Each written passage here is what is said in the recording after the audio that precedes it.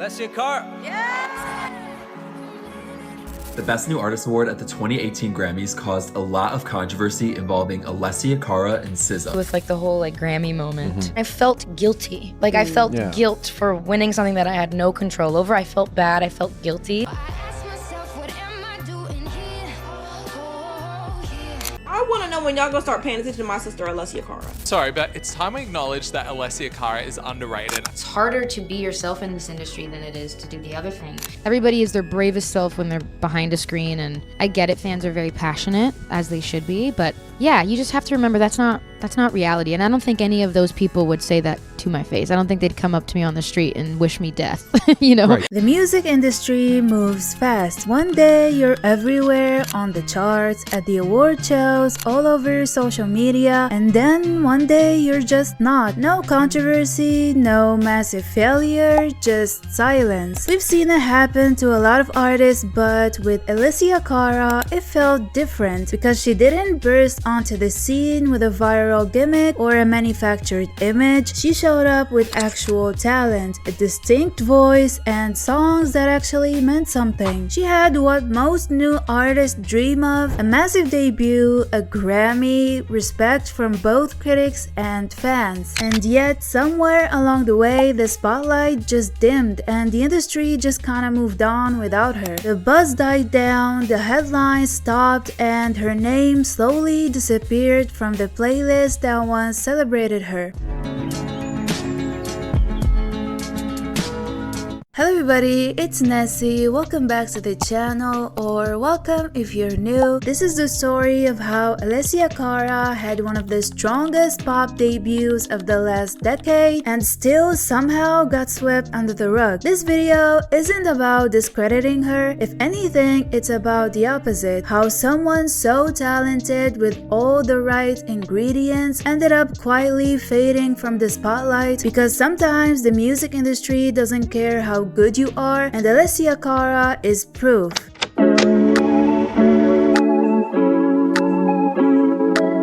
Let's go all the way back to 2015. Pop music was shiny, upbeat, and full of perfect hair and choreographed dance routines. Selena Gomez was singing about hands to herself. Can't keep my hands to myself. Justin Bieber was apologizing, and The Weeknd was finally getting radio play for singing about drugs with a high note. I can feel my face when I'm with you. Then out of nowhere came Alessia Cara. An 18-year-old Canadian girl singing about standing in the corner at a party she didn't even want to attend.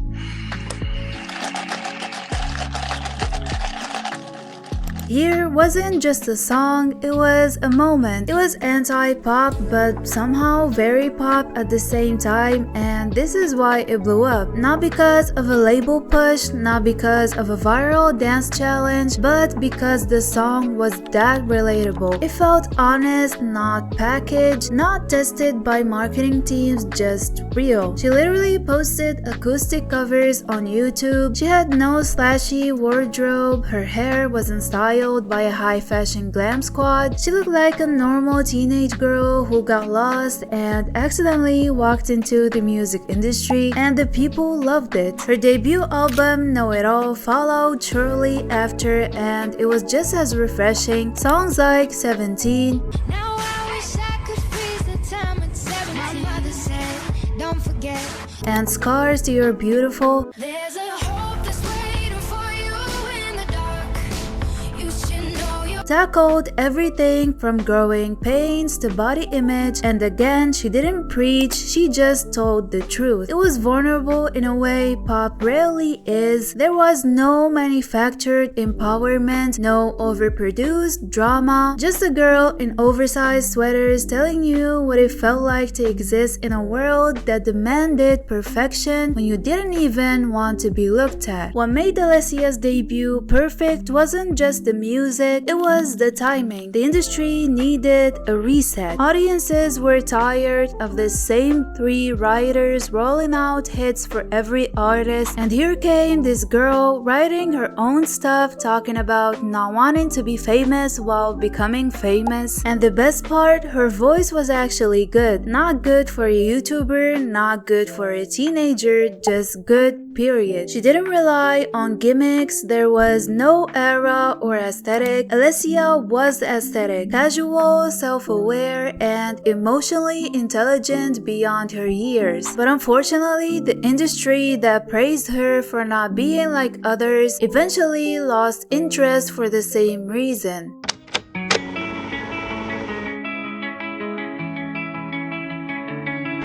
So, after a debut that felt almost too good to be true, you'd think the next step was superstardom, like Grammy performances, a chart-dominating sophomore album, maybe even a signature perfume, right? Well, kind of, but also not really. Let's talk about the Grammy win. Alessia Cara. In 2018, Alessia Cara won Best New Artist, one of the most talked about categories in the entire show. And to be clear, she deserved it. This wasn't a case of why, who. She had a breakout hit, a strong debut album, and she was vocally and lyrically better than half the playlist that year. But the internet had other plans. People weren't mad because she wasn't talented, they were mad because by the time she won, her debut had already come and gone. It had been over 2 years since here. Now, some people agreed with the Grammys that Alessia deserved to win the award, but a lot of other people said that SZA was completely snubbed, especially because Alessia wasn't super new at the time. To make it worse, she won over artists like SZA and Khalid, who at the time were super visible. It's not that Alessia didn't earn it, it's that she didn't feel like the shiny new toy anymore. And in an industry obsessed with what's next, perception can kill momentum. And also, it didn't help that Alessia, being the thoughtful and self-aware person she is, actually responded to the backlash. She didn't defend herself with arrogance, she didn't clap back, she posted this. That post alone should have shut it down, but unfortunately it didn't. Instead of being allowed to actually enjoy her win, Alessia became the example people pointed to when they talked about Grammy misfires, which, let's be honest, it's so unfair considering the Grammys have literally snubbed Beyonce like 500 times. But the damage was done. Public perception had already shifted. She went from the authentic girl with the big voice to, is she actually still around? And this is the part where the industry cycle really kicks in. It's the unspoken pattern. Debut artist blows up, wins an award, gets backlash, disappears. It happens way more than it should, and it almost always happens to artists who don't play the fame game. This reminds me of Tori Kelly. I actually made a whole video about Tori Kelly and how the industry failed her, so if you're interested, please check it out. But yeah, because Alessia didn't stir up drama, she didn't manufacture scandals, she did not reinvent her image for shock value, so the industry, with its short attention span and thirst for virality, quietly looked elsewhere. Alessia was too quiet for chaos, too wholesome for headlines, too sincere for drama, and in an age where controversy is currency, that can leave you broke, even if you're actually talented.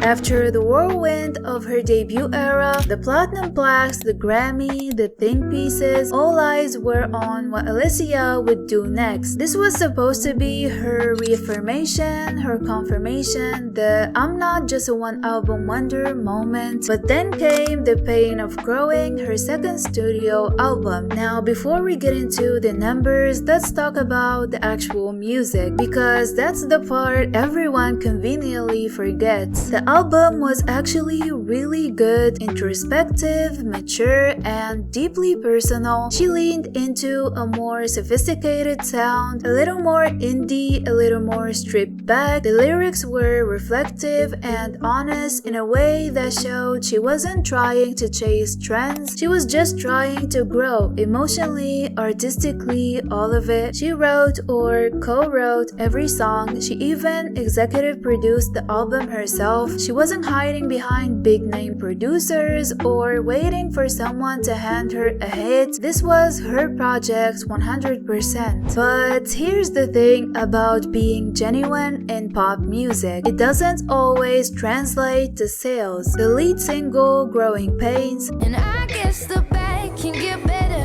Gotta be wrong before it's right. was actually what it sounded like. Raw, awkward, and brutally honest, but unfortunately, it didn't crack the top 40. The next single, Trust My Lonely, Go get your praise from someone else.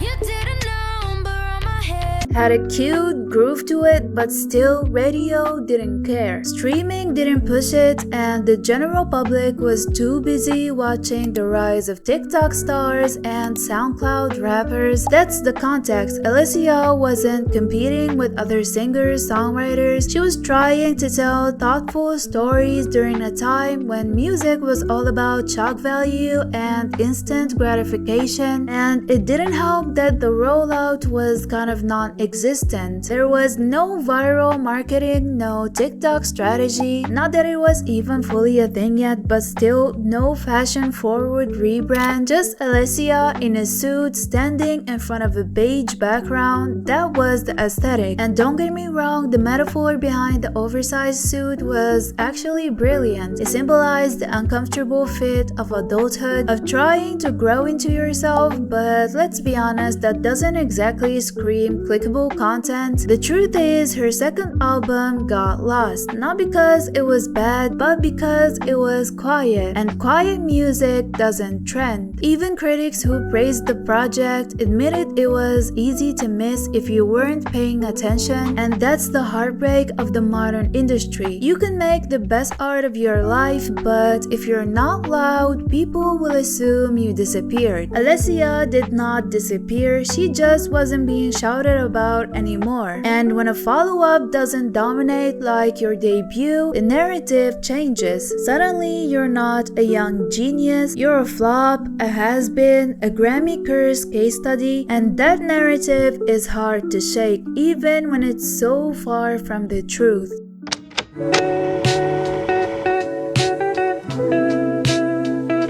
So what happened after the pains of growing didn't make the noise people expected? Did she vanish, go into hiding, disappear to write a novel on a beach? Not exactly. Alessia Cara kept doing what she always did, writing music, singing her heart out, and minding her business. The only difference was that fewer people were watching. In 2021, she released her third studio album In the Meantime. And let me just say, this is the album no one asked for, but everyone needed. It was deeper, more melancholic, and a little darker than anything she has done before. She sang about insomnia, overthinking, existential dread. I always struggle with this word. Basically, the unofficial symptoms of being in your 20s during a pandemic. But again, she packaged all that heaviness in poetic, beautiful arrangements. Songs like Sweet Dream, Life is not so bad when I'm sleeping.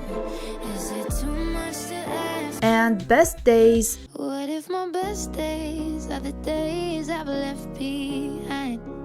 Weren't chasing the charts, they weren't trying to go viral, they were trying to say something, to actually express something, and maybe that's exactly why they didn't blow up. They required people to actually listen. There was almost no buzz around the release, music blogs barely mentioned it, playlists skipped it, and fans who had been with her since the know-it-all days didn't even know the album dropped. And that's not because the album was weak, it's because the the machine behind her just got quiet. Her label didn't even push the album like they did the first one. There was no viral moment, no industry hype, just Alessia releasing an intimate body of work in the middle of a noisy world. And when an artist like her doesn't have the same volume as the industry giants, she gets drowned out. But here's what's interesting, she seems okay with it. She still tours, no stadiums, but intimate venues with real fans who actually care about the music. She still collaborates, she still writes, and every now and then she drops a cover or a live acoustic performance that reminds everyone she still has an amazing voice.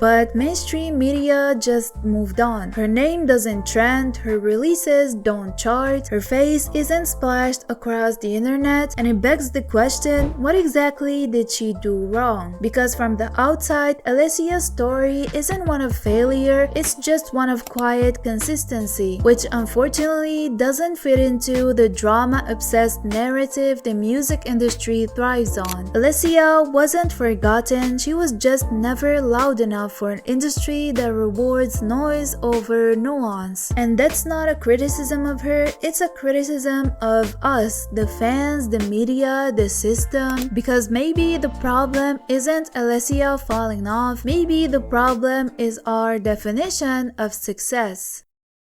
That's it for today's video. Thank you so much for hanging out with me today. I hope you enjoyed this video. If you did, please make sure to leave a like and subscribe for more content like this one. And please let me know your thoughts in the comments. What do you think happened to Alessia Cara's career? Do you think she was overlooked, or is she right where she wants to be? I would love to hear your thoughts. I love Alessia so much. I love her music. Her music means so much to me. It really helped me through a dark time. So Alessia, thank you. I know you're listening. But anyways, with that being said, thank you for being here. Thank you for watching, and I'll talk to you very, very soon.